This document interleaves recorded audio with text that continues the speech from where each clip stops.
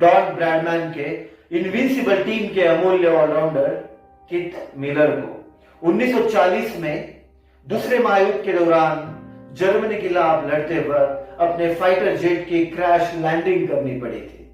और जब Australian green baggy पहनने से पहले वे ऑस्ट्रेलियन रॉयल एयरफोर्स की जर्सी पहना करते थे, जर्मनी के खिलाफ लड़ा करते थे, अपने दो हाथ कर चुके थे।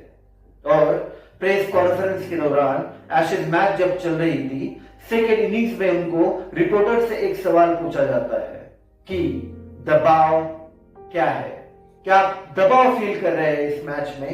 तब उन्होंने चिल्लाते हुए कहा था, दबाव क्या चीज है? और क्रिकेट में दबाव एक साइड पे है अपने देश के लिए खड़े रहना, देश के लिए लड़ना, देश के लिए जान दे देना, और दूसरे जगह पे है क्रिकेट, बस एंटरटेनमेंट के लिए खेलना। और इन दो की तुलना करना बिल्कुल बेतुका है। लेकिन इस खेले गए एशिया कप ने इन दोनों अनपैरेलल दुनियाओं को एक सा करके रख दिया है, मिलाकर रख दिया है। कभी कोई गेंदबाज अपने गेंद से उखाड़े हुए स्टंप्स के बाद एक लड़ाकू विमान की तरह नकल कर रहे थे, तो कभी बॉलर्स बॉर्डर पे तैनात सैनिकों की नकल कर रहे थे। और मीडिया, जिसको हम द आइलैंड्स ऑफ न्यूट्रलिटी कहते हैं, वो भी इस इमोशनल ट्रॉमा से बच नहीं पाया।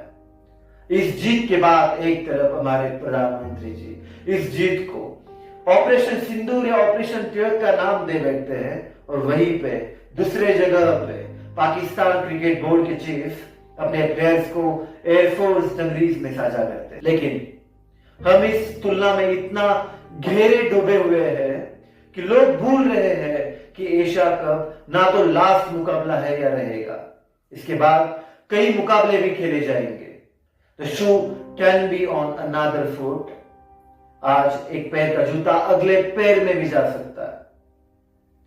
अगले ही हफ्ते इंडिया और पाकिस्तान की विमेन्स टीम भिड़ रही है, और in the next year India और पाकिस्तान की पुरुष की टीमें और एक बार आमने सामने होगी। और इसमें एक डरावना सवाल मेरे मन में आता है कि अगर एशिया कप इंडिया हार जाता तो क्या उनके सैन्य की श्रेष्ठता मानी जाती, या फिर अगर आने वाली मैच में वर्ल्ड कप में अगर इंडिया पाकिस्तान से हारता है तो क्या ऑपरेशन तिलक एक फेलियर माना जाएगा? और सच यही है कि अगर क्रिकेट की जीत अपनी खुशी से ज्यादा अगर दूसरों को नीचा दिखाने का साधन बन जाती है तो खींची हुई लकीर को पार करती है, और तब क्रिकेट आपको आनंद नहीं देता, तब बस वो एक बोझ बनकर रह जाता है। और ऐसे कहते हैं कि cricket is a great leveller, मतलब जो घमंडी है उसको क्रिकेट हमेशा नीचे लाता है, नीचे दिखाता है।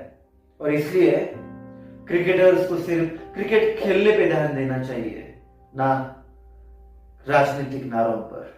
यह एशिया कप की जीत हमारे लिए एक शानदार क्रिकेटिंग उपलब्धि थी। हमारे बल्लेबाज का अद्भुत शांति और संयम और धीरज का उदाहरण था, और इसे बंदूकों और युद्ध घोषणाओं की छाया के नीचे दबाने की कोई भी जरूरत नहीं है। खेल में हार का मतलब होता है दिल का टूटना, या फिर रोना, या फिर बस तौलिया लेके आपके आंखें पहुंचना, या फिर कुछ दिन ऑनलाइन ट्रोलिंग करना, और बस उतना ही। लेकिन युद्ध में वहां कोई डीआरएस नहीं है, वहां पे कोई दूसरा मौका नहीं है। युद्ध का अंत हमेशा ताबतों से होता है, जहां से घर लौटते हैं आंसुओं में डूबे हुए परिवार, विधवाएं और अनाथ। युद्ध असली करो या मरो होता है, असली डू और डाई होता है, और क्रिकेट बस बल्ले और गेंद का खेल। इसलिए तलवारों को और स्टंप्स को मत मिलाइए, क्रिकेट को क्रिकेट रहने दीजिए और जंग को जंग।